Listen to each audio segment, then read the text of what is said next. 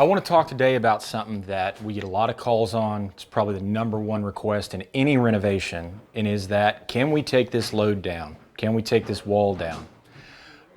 The answer is absolutely, but there's a lot of things to consider, and I'm going to go over a few of those things in this one. So what we're doing here is we're taking this whole wall down. It's about 24 feet, so it's going to take special engineered lumber, and that lumber is very, very big. There's 3 loads here. We've got a load in the center here that's got to come down, and what we've done is put up temporary bracing to brace our rafters and ceiling joists so we can get them in that attic while we take down and redistribute that load. There's a second one across the other half of the kitchen, and then you're taking this main wall structure out.